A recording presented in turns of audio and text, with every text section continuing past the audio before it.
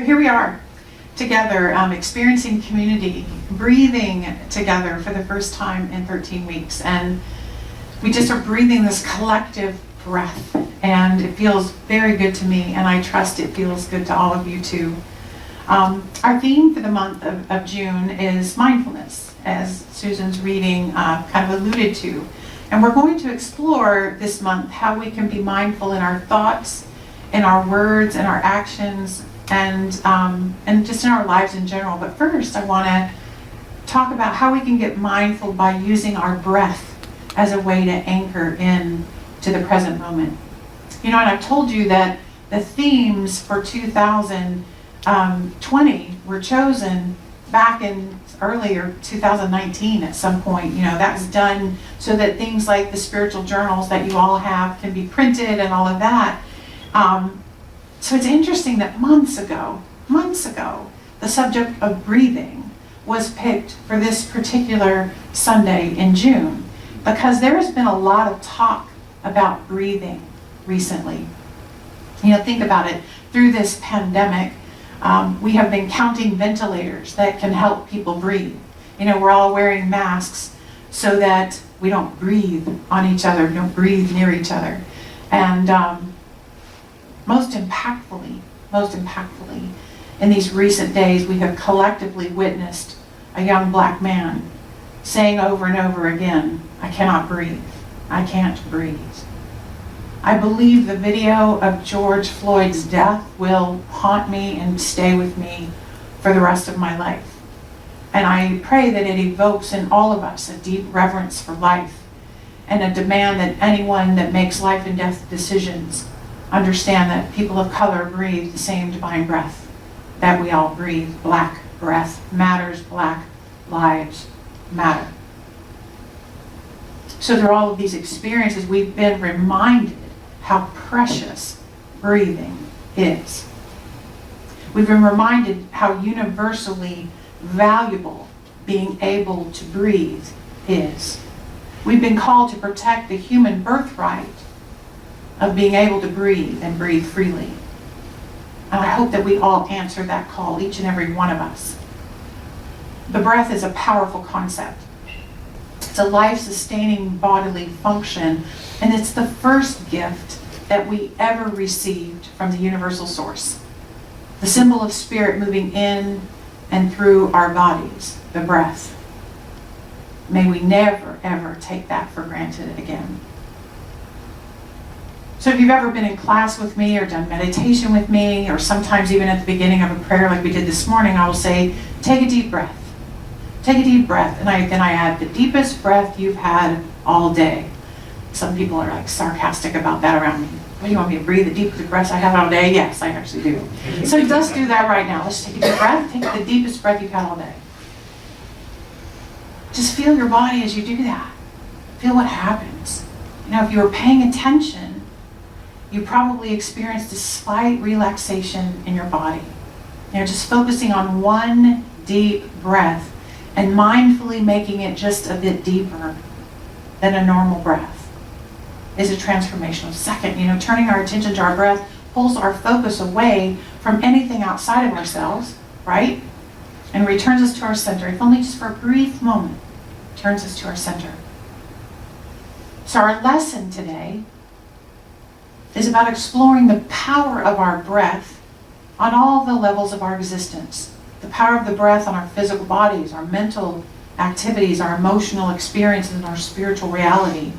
You know, let's start with the physical, okay? So we've all had experiences when our attention has been on our breath, you know, and sometimes when we're doing something, learning to do something new, the person training us will remind us to breathe or teach us how to breathe through the new activity. You know, breathing and how we breathe impacts the quality of whatever it is that we're doing.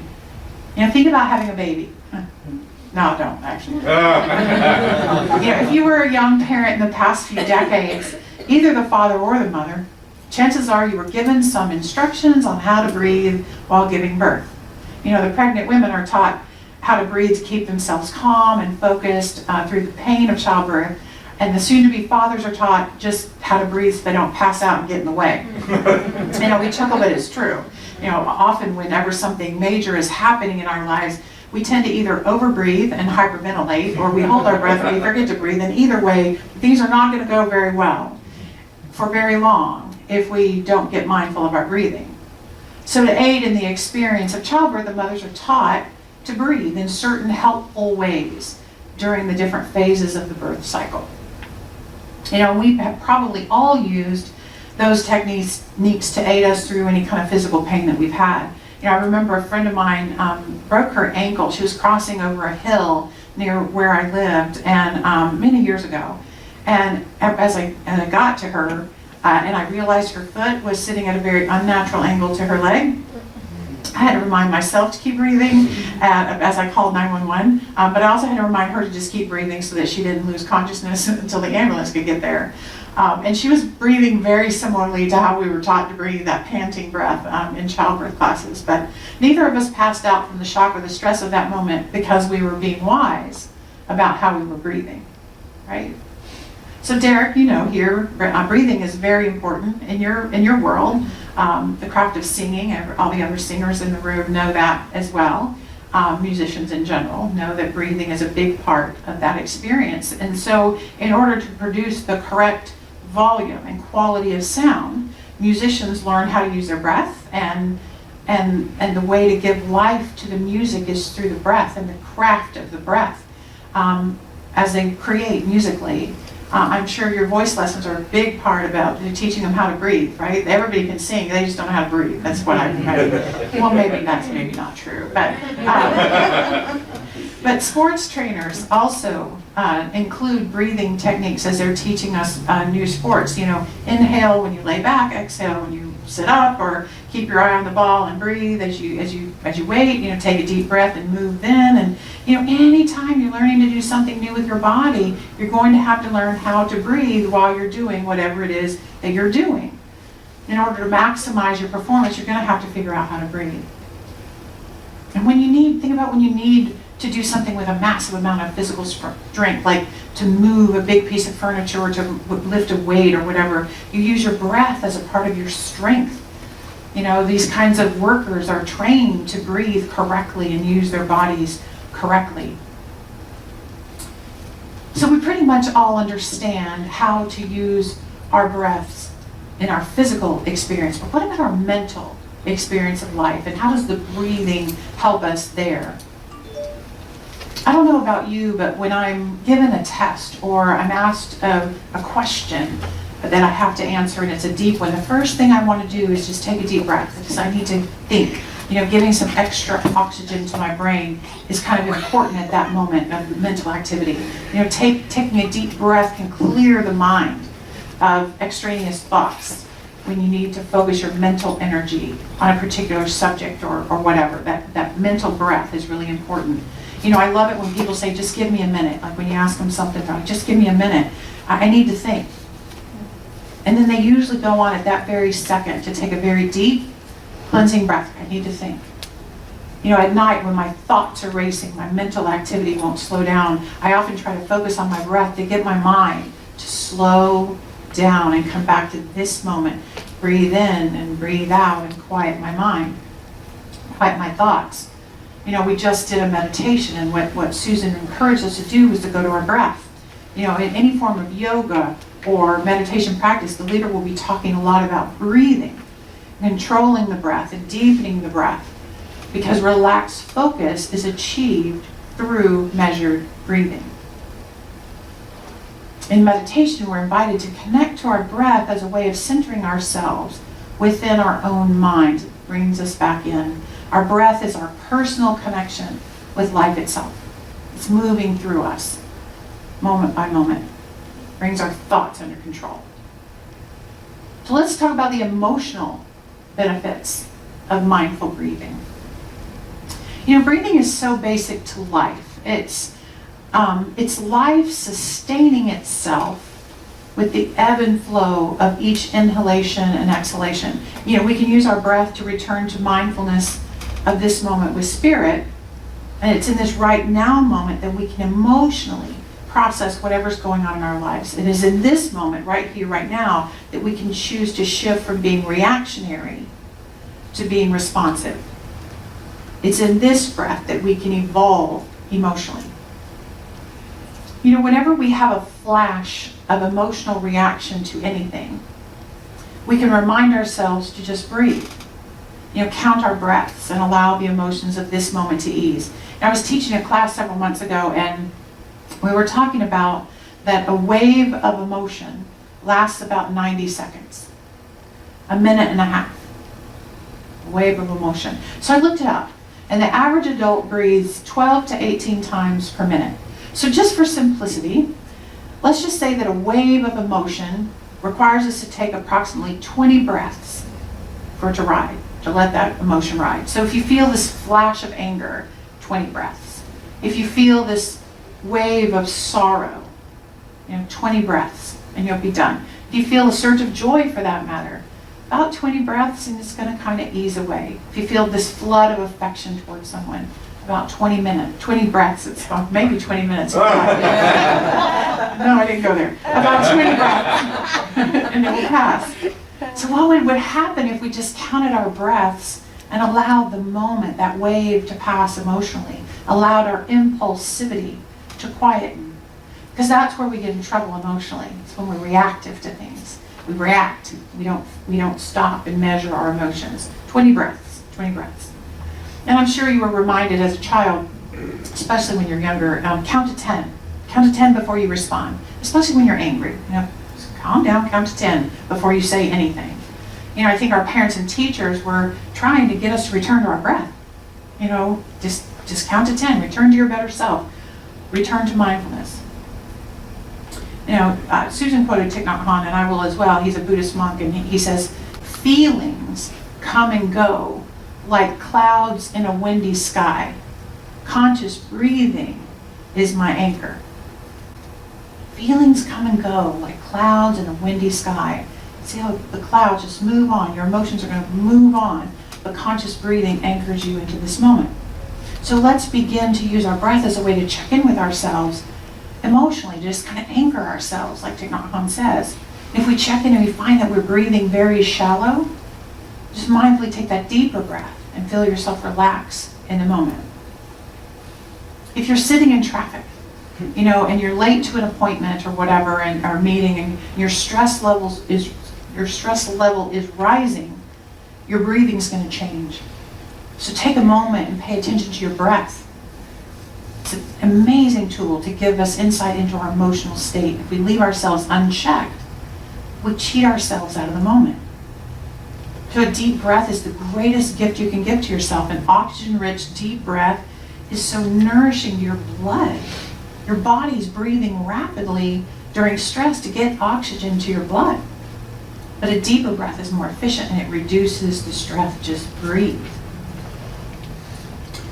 When we're mindfully aware of how we're breathing at any given moment, we can immediately check in on such things as the tension in our bodies, the anxiety that we feel. Are we afraid? Are we worried? Are we stressed? Has there been a trauma? It's kind of like an early detection system with your breath. And the goal, once the warning has been signaled, is to act.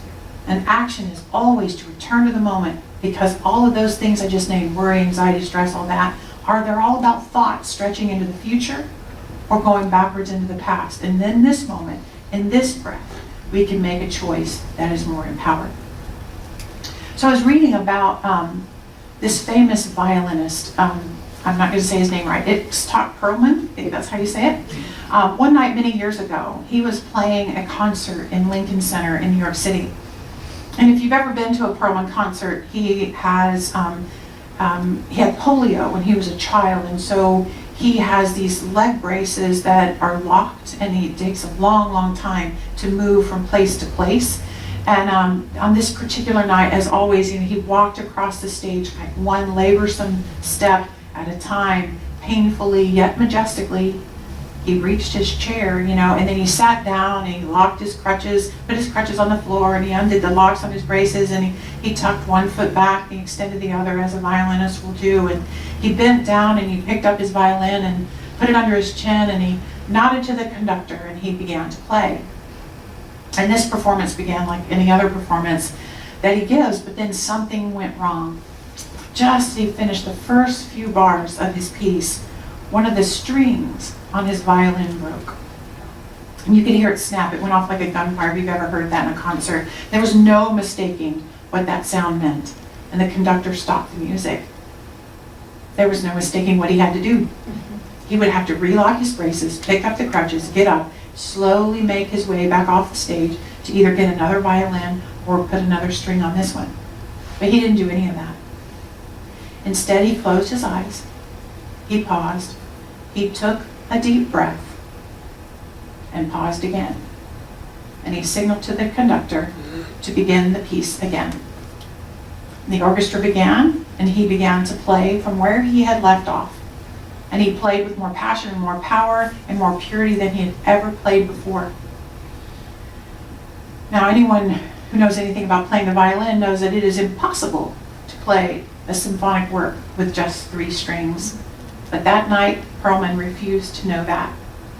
And when he finished, there was this awesome silence in the room. And then people rose and cheered, and this extraordinary outburst of applause from every corner of the auditorium.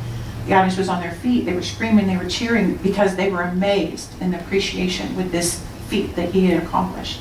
And Perlman smiled, and he wiped the sweat off his brow, and he raised his bow to quiet them, and then he said, not boastfully, but in this quiet, pensive, reverent tone, he said, you know, sometimes it is the artist's task to find out how much music you can still make with what you have left. Perlman took a deep breath, and he did what he had to do. That breath helped him dismiss the stress in his body and in his mind. And that breath was the pause he needed to reconnect with his mastery, with his masterful mind, his higher self, and rise above the emotions and the panic of the moment. So I've talked about how we can use our breath to help our physical experiences and our mental experiences and our emotional experiences, but what about our spiritual reality? The basis of spirituality is mindfulness.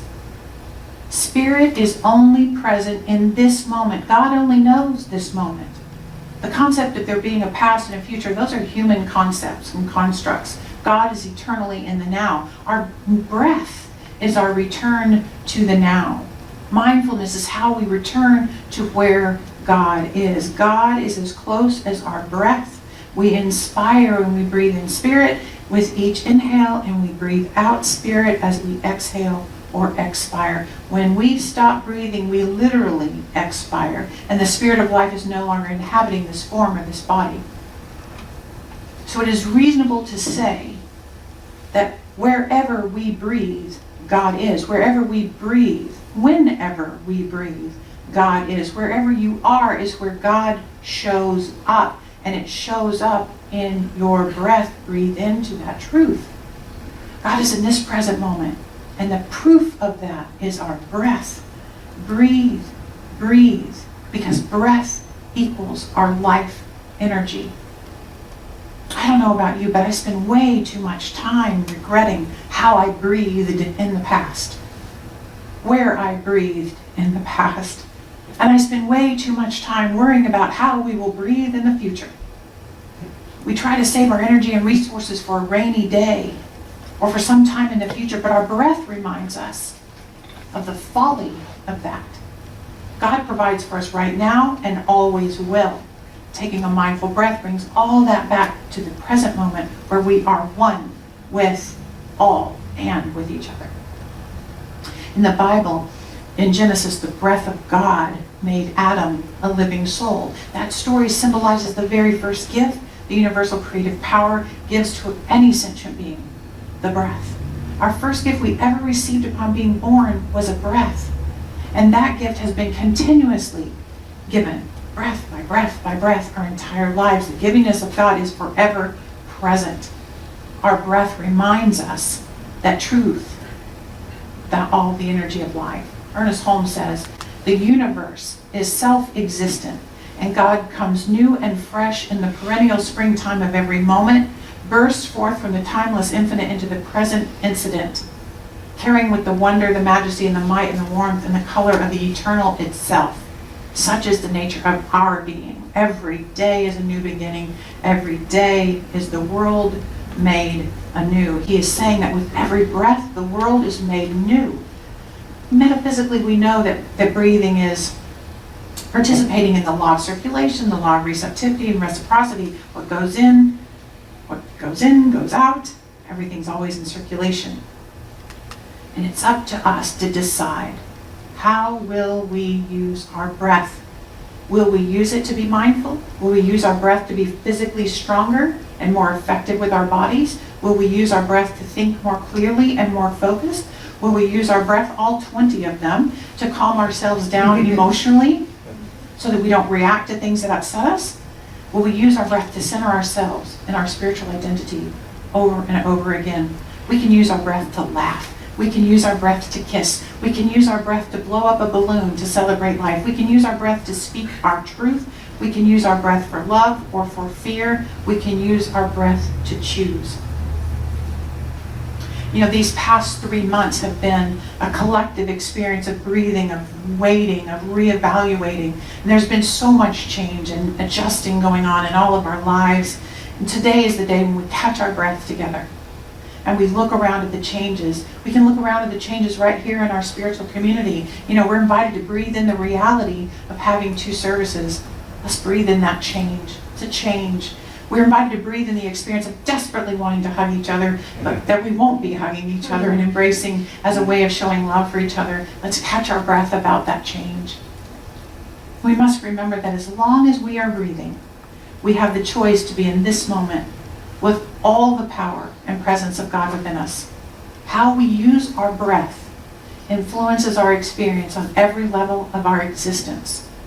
Our breath strengthens our body, our breath clears our mind, our breath modulates our emotions, and our breath connects us to our spiritual truth and identity. When we change how we breathe, we change how we live. In other words, change your breathing, change your life. Here's our affirmation. Will you read it with me this morning?